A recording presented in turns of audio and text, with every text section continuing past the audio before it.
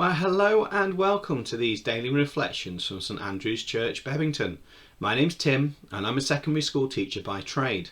Over the next few days we're thinking about who we are in God. After all, our identity is one of the burning issues that we all face in our lives. I see it every day in the young people that I teach, and I'm sure that it's something that's close to your heart as well. And I hope that the We Are series that we're doing at the moment will be a great encouragement to you as we go through it.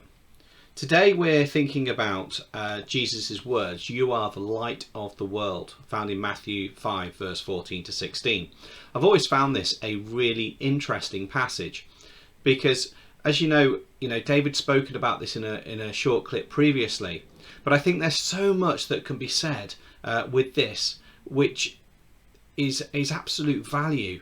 But there's only one thing that I particularly wanted to talk about today, because I found it very interesting that Jesus says, "You are the light of the world," but in John's Gospel he says, "I am the light of the world." So I just wondered how that worked, and that was my reflection.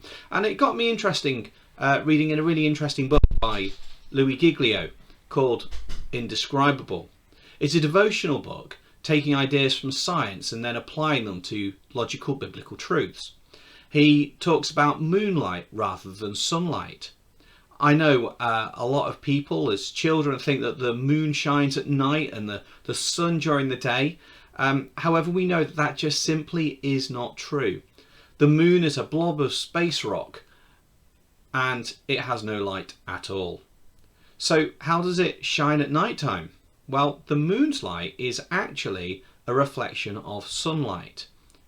So how does this work? Well, the moon is just at the right place to reflect the sun as that shines down on the earth. And that simple revelation just blew me away. Maybe when Jesus was speaking, saying that he was the light of the world, well, that's fairly self-explanatory. But maybe when we are the light of the world, it's not because of who we are, but because of whose light we reflect. Let me say that again, as I think this is huge. It's not because of who we are, which, that is true, but because of the light that we reflect of whose we are. So yesterday we thought about us being adopted as children of God, being heirs to his kingdom. And because of that, because of God's generosity and Jesus' willingness, we can reflect the light of God in our own lives. Indeed, in Philippians 2, Paul writes, "Try to shine as lights among the people of this world, as you hold firmly to the message that this light gives." Well, when we follow Jesus, we are in the right place, no matter what our circumstances, to reflect God's love, goodness, grace, kindness, and power into the lives of those around us. We shine, we exude Jesus as long as we stay close to him. Not because of what we have done, but because of what he has done. You see, I'm fascinated that light is positive, whereas darkness isn't a thing. It's an absence of light. Light pushes away the darkness around it. Researchers think that an average human with average eyesight can see a flame from a standard candle 1.6 miles away in pitch black.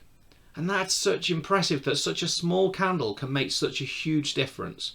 Indeed, as our passage we're thinking about today says, "You are the light of the world.